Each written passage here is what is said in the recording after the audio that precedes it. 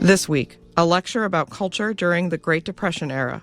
Professor Carl Abrams of Bob Jones University describes the changes to family life, the role of religion, and the rise of Hollywood films. Think about the psychological pain, especially if you're a father and a husband and you're one of the 25 or 33% that does not have a job. This lecture also examines the creation and legacy of New Deal programs such as the Civilian Conservation Corps and Social Security.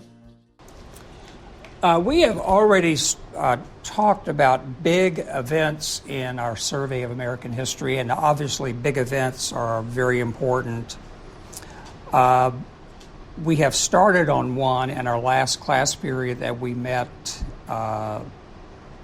I think last Friday. We dealt with the New Deal, and we have talked about the economic and the political aspects of the Great Depression. But what I want to do today is to show that the Great Depression is a big event and has influences and consequences that go beyond just politics and go beyond just the stock market crash and the economic woes. And I'm going to try to spend our time divided evenly among these three aspects of American culture in the 1930s. How does it affect the family? And again, probably you do, and even I do. Sometimes we just think, oh, the family is just static throughout history. It never changes. But if you stop and think about it, even in American history, the nature of the family is going to change. And it's going to change rather dramatically in the 1930s. The role that religion plays in American history is going to vary from decade to decade, from different eras to different eras, and there is a surprising development in religion during the 1930s, which some would relate to the Great Depression. Also in American history, and we have touched on this in different chapters, and we'll continue to look at it as we get into World War II and the 1950s, film is a good way to have a window onto the past. And if you look at film, movies in the 1930s, there is a remarkable development in the film industry that I think is worth noting and taking a few moments to study. It tells us a great deal about the influence of Hollywood, but it also tells us a great deal about the Great Depression, because no matter how bad things got in the Great Depression, you could escape and go and see a movie. So these are the things that we are going to look at. Anybody recognize the picture here?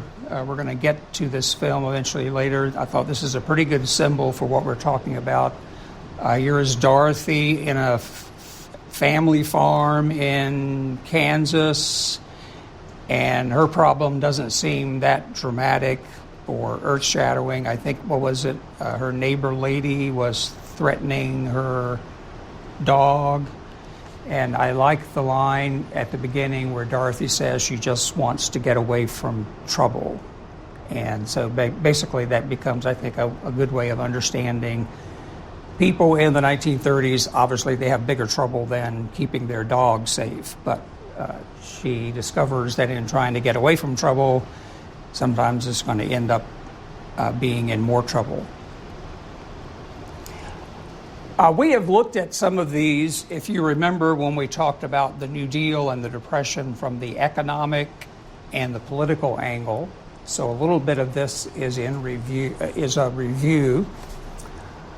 But think about it in terms of how it affects families. That's going to be the angle that I'm going to stress here for a few minutes. About 80% of the banks were closed on the eve of Franklin Roosevelt's inauguration in early 1933. Again, that's very hard to imagine today. The national unemployment rate, about 25%. We're going to see in a moment.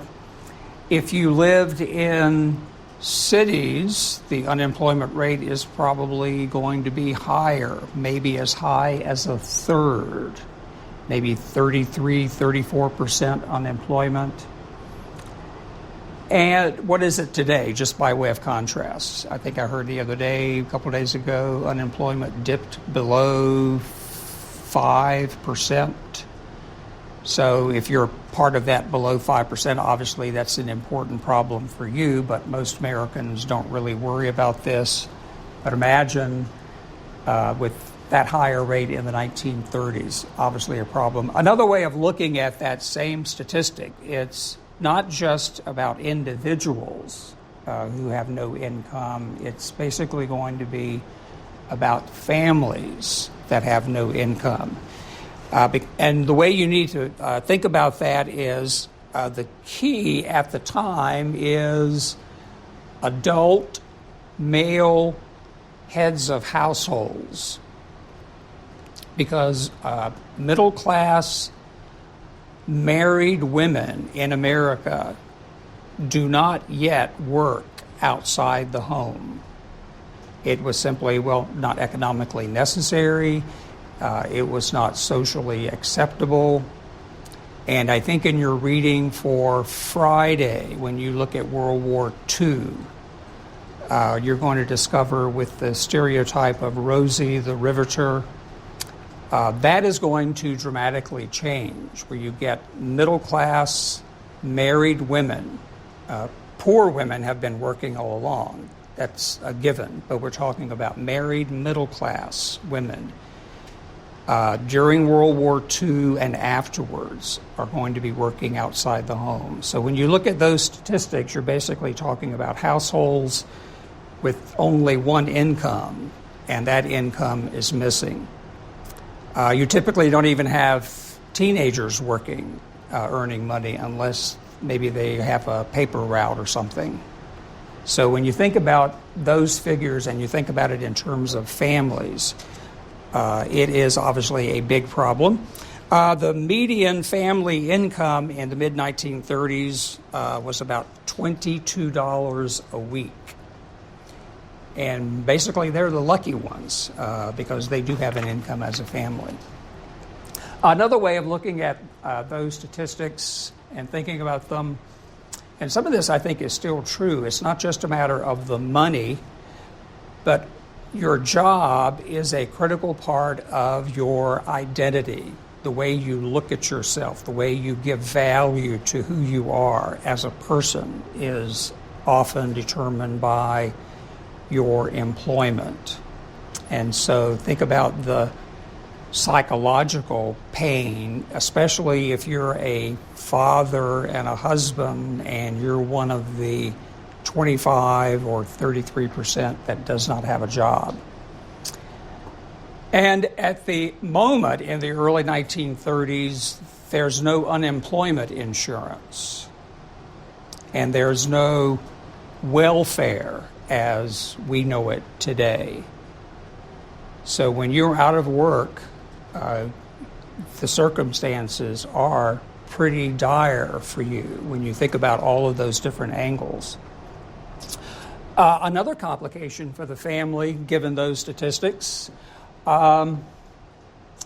people in the 1930s and right on through World War II are marrying at an older age. And the reason they would do that, well, if you don't have a job and you basically have aspirations for maybe graduating from college and you have those priorities that have not been achieved, what's going to get postponed probably?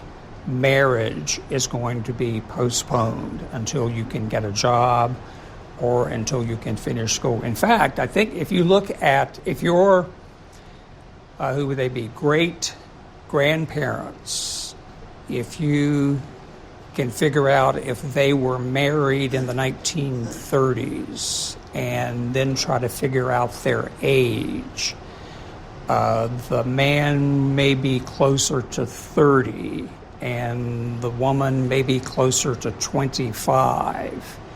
And that's pretty old typically for Americans getting married before the Great Depression. So even starting families is going to be a problem because of those statistics. We're going to stick with this picture for a bit here and look at, and we mentioned some of these when we talked about the New Deal the other day, but again, I want to look at it in terms of a family. How does that affect the family? This is a Pennsylvania farm family in the 1930s, and you might be thinking they don't look too distressed or too poor. They're dressed up because they just came home from church on Sunday. And just interesting to me, I noted the farm mother-wife does not have a hat on. Typically in that time period, you see women, middle-class women and above, wearing a hat indoors, outdoors. That's going to be typical right on through the 1950s. And the farmer husband does have a hat, and he's following the pattern of the day. Anybody know who got men away from wearing hats because he basically didn't wear one when he ran for president, and during the inauguration festivities, John Kennedy. So in the 1960s, we basically get over men and women wearing hats indoors and outdoors.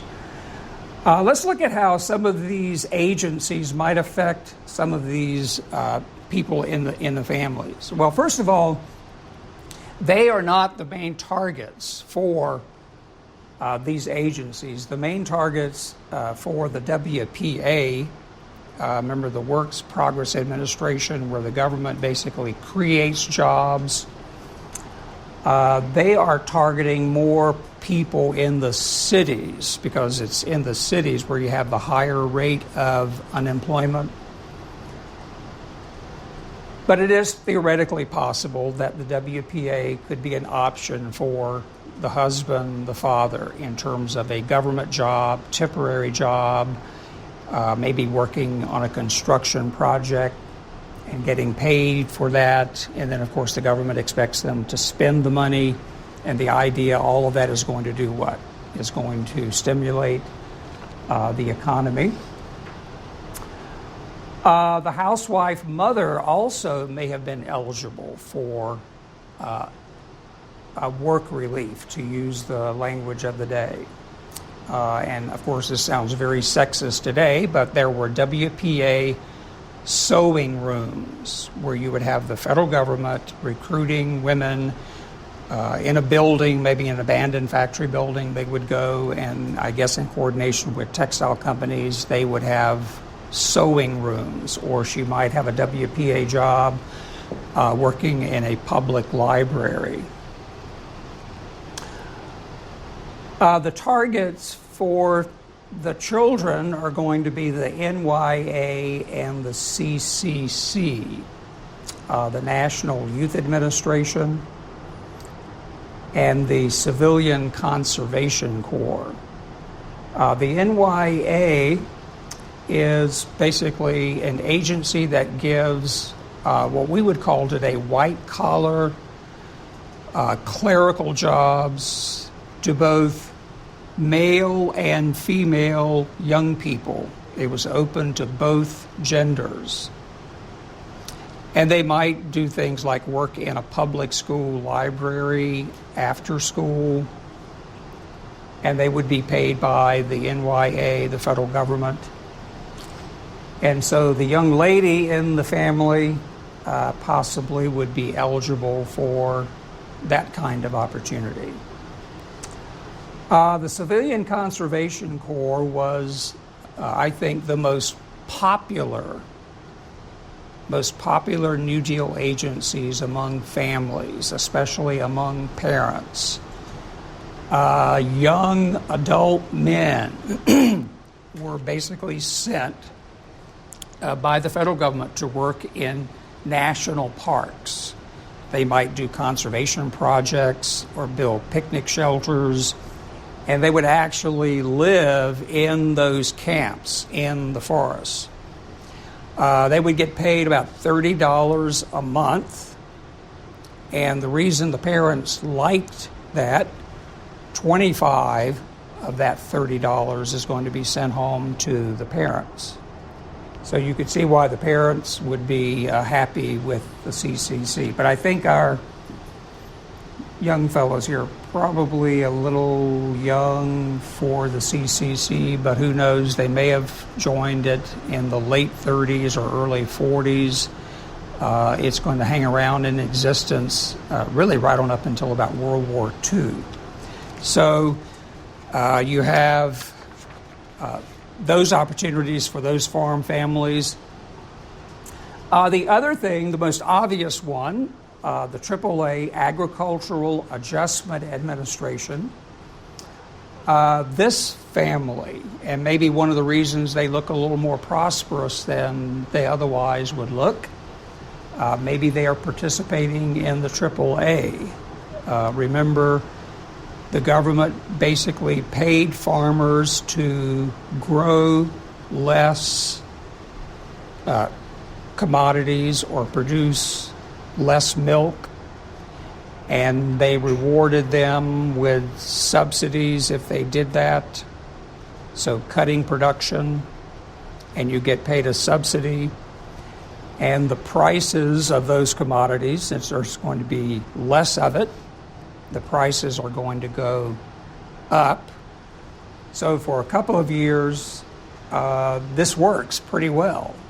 And income for farmers in 1934, 1935, income is actually up. And I think I mentioned the political problem Roosevelt had with this in 1935. Remember, the Supreme Court declared it unconstitutional, so they had to reconfigure it and make it a conservation program to accomplish the same thing. For African American families, ironically, it's going to make life worse for many of them, because in the South, we studied about agriculture in the South in the late 19th century, and it's still true in the early 20th century. Large numbers of African American men after slavery became sharecroppers, and so they worked for landowners who were growing cotton. What's going to happen to sharecroppers if you cut back your production of cotton, say, by 25%? You're going to need fewer sharecroppers. So many African American families, unlike this white family, many African American families are going to be driven off the land. And then what do? What you do basically is you move to the city, and that's not good, because in the cities you have unemployment figures, remember, as high as what? About 33%. So the AAA is not going to work well for everybody for all time. Now let's look at what I would argue is probably the biggest legacy of the New Deal, and that is Social Security. And I want us to think about it in terms of how it is going to affect the family, because it dramatically does affect the family in the 1930s and still affects the family today. Probably most of us, and even myself, when we think of Social Security, we think of the main feature of it, which is an old age pension fund, and you probably think of it mostly when you look at your paycheck and see the big chunk that is taken out for that purpose. But Social Security, if you look at the legislative history of Social Security, it is one of the most complex pieces of legislation. Maybe not quite as complicated as Obamacare, but it's in that same ballpark. in terms of all the different contingencies and different aspects that are included. We're just going to look at some of the main features of Social Security. So you have the old age pension fund, then you have unemployment insurance, and again, thinking about the high rate of unemployment, that makes sense. But look at the next two. These are probably, unless you benefit from these directly, most people don't even think about them, don't even know about them.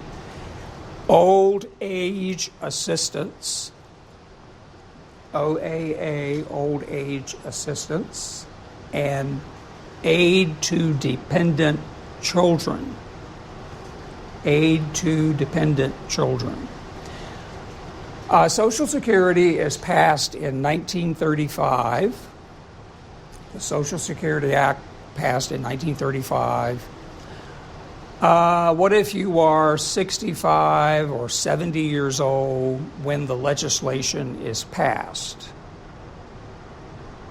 You obviously are too old, probably, or maybe even unable to work, so you can't contribute. You can't get into the system, but you still need help. That's the purpose for the OAA, people who get sort of caught in between when the Social Security program is going to start. The law was passed in 1935. Deductions from paychecks doesn't really start until 1937. And benefits, they thought originally the benefits wouldn't start until 1942. They later changed that and up it to 1940. So my point is, you're going to have some needy people before they can get real money from Social Security. And how do you do that? You do it with the old age assistance. What do you do with households where there is no breadwinner? There is no father, husband, a person who can get into Social Security by working and contributing. What do you do with a mother and two children in 1935 and Social Security? If you look at it in terms of old age pension fund and unemployment insurance, is not going to be helpful for them at all. So aid to dependent children basically is a grant of money to widows and orphans. It also includes people that we would use the word disabilities, but in the language of the 1930s, people who were blind, crippled, which is interesting because of the exercise you did on Wednesday with Roosevelt, or on Monday, for Roosevelt, a victim of polio, paralyzed, so crippled, and people who had other illnesses, sicknesses. What happens to them? They can't work and participate in Social Security, so you have basically a grant of money for them. The other thing that you need to realize about Social Security is, at first, it's only going to cover about half of the workers. It is going to exclude, for example, unskilled workers and self-employed. So in the coming decades, I think by the 1950s, they get around to covering most people in the workforce. So only about half the workers, and the original deduction is going to be, I think, a whopping 1% of your income. So Social Security sounds radical, and for American politics in the time period, it is. By today's standards, though, and by European standards, it's quite modest. Frances Perkins, Secretary of Labor, and notice what she is wearing. She's following the style of the day. Anybody know the superlative that she gets in American history? She is the first woman to serve in the cabinet, and she's going to be the Secretary of Labor for the entire Roosevelt presidency, 1933 to 1945. And there is basically the idea that among historians and people at the time that she gets the lion's share of the credit for Social Security. And let me read a quote from her. The real roots of the Social Security Act were in the Great Depression of 1929. Nothing else would have bumped the American people into a Social Security system except something so shocking, so terrifying as that depression. So again, if Social Security is a rather dramatic step in the 1930s, the reason for it is when you have a crisis, an economic crisis on the scale that we do in the 1930s, then you would expect a remedy that would be equal to the crisis. Important to the development of Social Security are going to be some amendments that are going to be added in 1939. And basically what happens here, they are going to expand the dependent and survivor benefits. The ADC ones we talked about a moment ago, a lot of those are going to be created. They're going to create more categories and more benefits. And some would say in the history of Social Security, this is one of the most important development for families. Let me give you some statistics here to show the scale of this. According to the Social Security Administration, since 1940, and 1940 ends up being the first year that people are getting funds, the Social Security program has awarded benefits to more than 41 million children. So we think of Social Security, we think of old people, but 41 million children, approximately half of whom have received benefits as a result of a parent's death. Approximately 25 million widows or widowers have been awarded benefits. And if you think about your family or your extended family, there may be people in your family who have, under certain circumstances, benefited from this. To finish up here on Social Security, what's the significance of it? It's going to change the American family. Let's look at how it's going to do that. The family is going to change from the elderly living with adult children.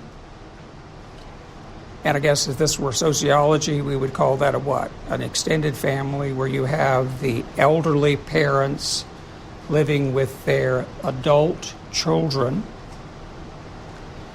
Or what's also going to be pretty dire, you have the elderly living in, depends on what part of the country you come from. Where I came from in the rural South, we called it a county home.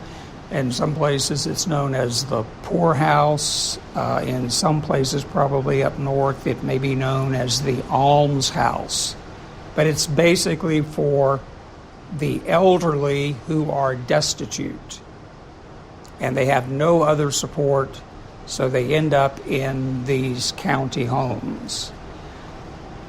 That basically is going to be eventually eliminated thanks to Social Security. So you're going to get the elderly out of the home living with their adult children, and you're going to get the elderly destitute out of the almshouses, because now they can have some sort of independent existence because of the benefits from Social Security. Also, Social Security is going to help institutionalize retirement in America. You have the elderly parents living alone, and they get income from Social Security. Retirement becomes a formal system, a normal system in American culture. And that basically is new, and the main reason for it is Social Security. Now, again, this doesn't happen immediately in 1935. It's going to take a few decades because, as I said earlier, only about half of the workers are covered. So you have to get more people involved in the system, and eventually that is what is going to happen. So you have independence for the elderly. And some people would say they would not probably articulate this. You probably wouldn't want to say this directly to your parents, but one historian who studied Social Security came up with the conclusion that there was a kind of implicit generational bargain. Adult children are willing to pay the payroll taxes as a way to care for their parents, rather than the alternative, which would be having their parents living in their household. So Social Security becomes a means of independence, not only for their elderly parents, but it also means independence for the adult children as well. So that's a pretty big change for the family. Now let's look at the role of religion. If you look at American history, there are times in which historians will argue that external events affect religion. Just one example would be the Great Awakening. They cite certain things that are happening in the secular world, and it contributes to a revival. Here we have one example, people of faith. How does it affect African Americans? African Americans are in the midst of what is known as the Great Migration. They're moving from the south to the north, to the industrial urban Midwest, the West Coast. And that migration is going to slow down during the 1930s for obvious reasons, nothing else. Jobs are not as plentiful in the places that they're going to. And so you have not great significant changes for them in religion, except those that are living in northern urban areas. They are going to create some churches that are going to basically take over old stores, and so you have independent storefront churches become popular in African American communities in the 1930s. I think about the only significant new religious group starts in Detroit in 1930, the Nation of Islam. Elijah Muhammad founds the Nation of Islam, or the Black Muslims, as they're known as well. But other than that, life pretty much goes on. African Americans, as was true since slavery, basically worship alone. There's self-segregation on Sunday morning in churches. This may be a bit of a surprise to you as you think about religion in America in the 1930s. The major Protestant denominations are going to decline in the 1930s. Anybody know what gorgeous church we're looking at here? This is St. Philip's Episcopal Church in Charleston, South Carolina. So denominations like the Episcopal Church, Presbyterian, Methodist, the mainline, or some would say establishment churches. If you look at any major category, attendance, income, what they're giving, in virtually every category, they are going down during the 1930s.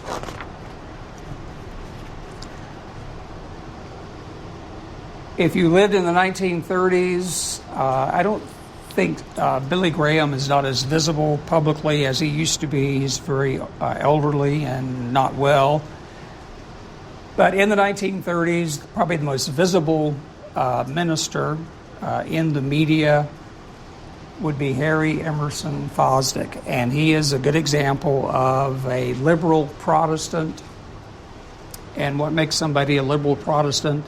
They're not all the same, but for this man, probably the idea that he would deny many of the supernatural aspects of Christianity, such as the bodily resurrection of Christ. He is the pastor at Riverside Church in Manhattan, in New York City. And what he is focusing on and what his church is focusing on in the 1930s, you could predict that is caring for people in economic need. So more of an outgrowth of what is known as the social gospel instead of an emphasis on the individual being converted, meeting needs of society. So Harry Emerson Fosdick, he was on the radio in the 1930s, a nationally broadcast radio program known as National Vespers, and he wrote about 40 books, which has created a little bit of confusion. You would think that if the liberal Protestant churches are declining in attendance and giving, that their influence would be declining. But that's really not true. And it's not true because men like Fosdick and some others are writing books, they are publishing magazines, and they're writing articles in magazines. They're being interviewed by the media. Like Fosdick, they're on the radio. So even though their numbers are down, their influence generally is still pretty strong. Reinhold Niebuhr is probably the most famous American theologian, I would say, after Jonathan Edwards. And Reinhold Niebuhr is very prominent in the 1930s. This is his book, published in 1932, very influential, Moral Man and Immoral Society. He is technically a liberal Protestant, but he's a little more realistic than some of the others. He's more concerned about, for example, before he went to Union Theological Seminary as a professor, he was a pastor in Detroit, and he was willing to work with blue-collar workers, union members, and helping them gain a voice in society.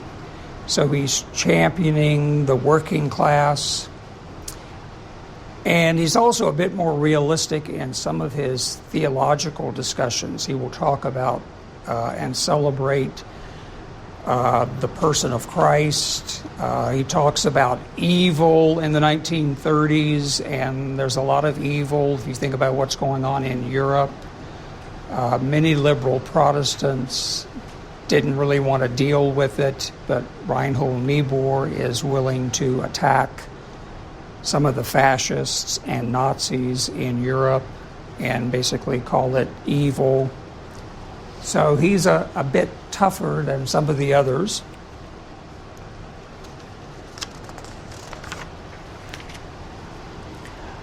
What's going on among evangelicals? They are increasing in influence in the 1930s. If you think about conservative Protestant denominations and you look at their numbers in the 1930s, they are increasing. And that's churches, denominations, their colleges, their mission boards. So evangelicals in the 1930s actually are doing better statistically than the liberal Protestants. But before we get too smug, if you have studied statistics about evangelicals in the last 7 or 8 years, anybody know what the pattern is? We're basically going down in terms of numbers, in terms of giving. But in the 1930s, and here's one of the reasons Charles Fuller is an evangelist on the radio. He is also a pastor in Orange County, California. Anybody ever wondered how Ronald Reagan got elected governor of California? When you think about it today, there's sort of a disconnect. Well, he and people like him are moving to Southern California. There is a migration of Southern evangelicals into Southern California. And so preachers, pastors like Fuller are very popular, and they build churches, they build colleges, and they become influential. So by the 1960s, you could have someone like Ronald Reagan being elected governor of California. Here's the most popular Catholic figure probably of the 1930s, Father Charles Coughlin. He also is a radio preacher, and he basically has a mixed message. He's very liberal in terms of social justice and meeting the needs of people, but he also has a kind of crazy foreign policy ideas.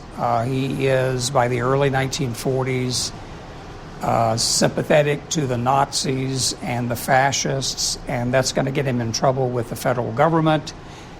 It also gets him in trouble with the Catholic Church, and his bishop basically tells him to be quiet, and he obeys and goes off the air. But he was very, very popular in the 1930s.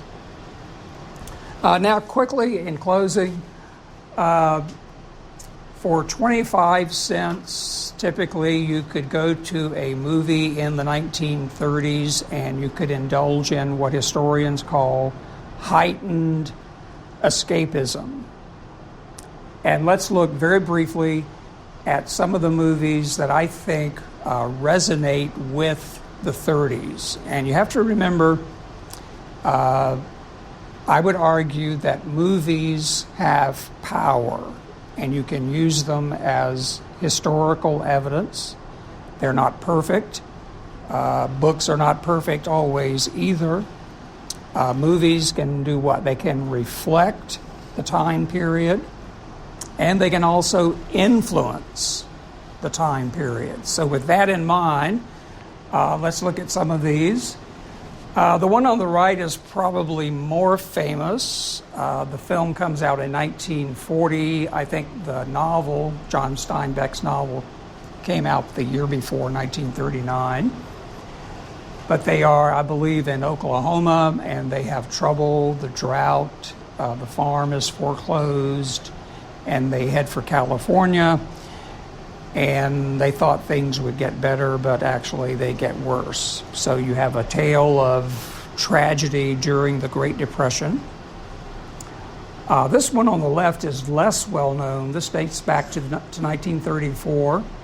And don't be confused by the title. This is actually a very liberal, radical application, one critic has said, of the social gospel. It's about a couple living in the city. They can't make ends meet, and so they go and live on a farm that's been foreclosed, and they get other people who pass by who don't have jobs, and they try to make a triumph out of this foreclosed farm.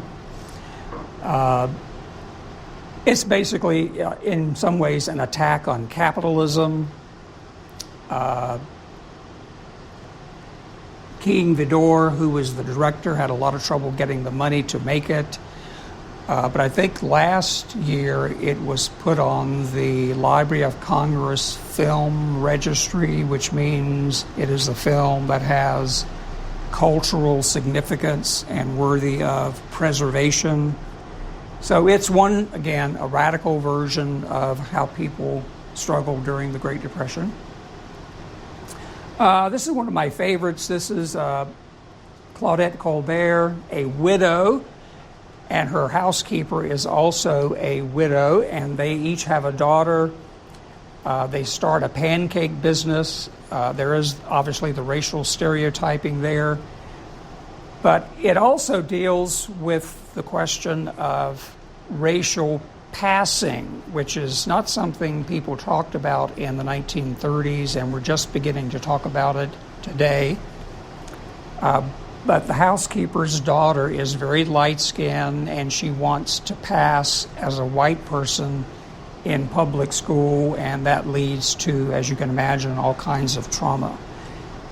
But they become very wealthy from the pancake business, so it's a nice parable of the 1930s, I think, and the Great Depression. A little more familiar.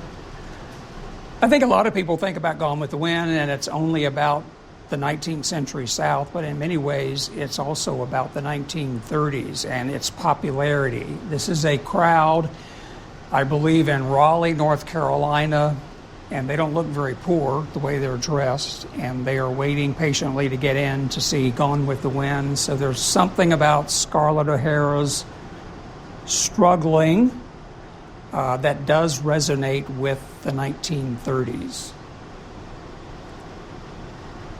And we're basically left here with where we began, The Wizard of Oz. Again, you think about the 1930s. This actually, in fact, we had an exercise dealing with this early in the semester. The novel actually is about the economic woes of the 1890s. The film basically becomes a story that resonates with the economic woes of the 1930s. And so if you can imagine being in the audience and thinking about it and how it's going to fit, I think to me the big lesson comes at the end when Dorothy discovers what? After all that travel and trying to get help and solving all of her troubles, she finally comes to the conclusion, what's the line at the end? There's no place like home, which to some people in the 1930s may have meant, well, maybe the Great Depression was not as bad as it seemed after all. Any questions? Obviously, if you need to leave, please feel free. You may want to use the back door there. If anybody has any questions, I'll be happy to entertain them.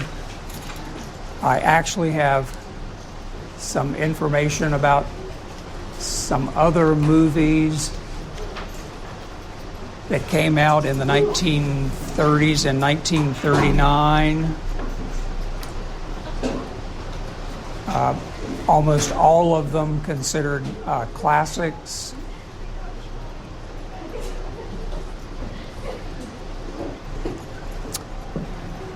Anybody, any questions? Mm-hmm. Yeah, here.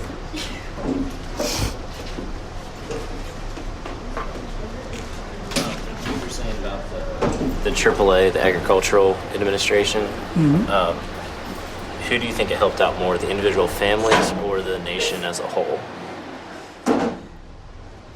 Well, it depends on which one you're talking about. The one from 1933 to 1935 worked well for the families, and it worked well for farmers. It worked well for the farmers in the South especially. So as they are helped, that's going to help the national picture. So from the one from 32 to 35 directly help the family get more income because they were directly being given. Yeah, they got income from two sources. They would get a higher price for their cotton at the market. Right. And they would get a subsidy check from the government. For which lessening their just production. as a premium to encourage them. Roosevelt figured you're asking farmers to do something that is sort of counterintuitive, to grow less, and that's going to help you make more money. So they figured, and I think figured correctly, the only way you're going to get farmers to cooperate is to pay them. And so farmers faced with this proposition, okay, I may look stupid, but I'm not stupid. You're going to pay me to work less, basically. Right. So, and they would have referenda on this with the farmers. The cotton farmers got to vote on it. And typically they vote for it overwhelmingly. Right. And it does work. What happens is after the Supreme Court declares it unconstitutional, they have to rig it and make it sound like conservation. You're not planting as much crops to get more money. You're doing it for conservation. So it was called soil conservation. Right. When was it ruled unconstitutional? Was it after 35? No, at 35. Yeah. Mm-hmm. Makes sense. Thank you. Mm-hmm. Anybody else? Any questions? Thanks for listening to C-SPAN's Lectures in History podcast. If you're interested in hearing more history, check out our latest podcast, First Ladies, in Their Own Words. Using material from C-SPAN's award-winning biography series, First Ladies, and source material from C-SPAN's video library, you'll listen to the first spouses addressing issues important to them and the country. The program includes 8 First Ladies, from Lady Bird Johnson to Melania Trump. Find First Ladies, in Their Own Words, wherever you get your podcasts.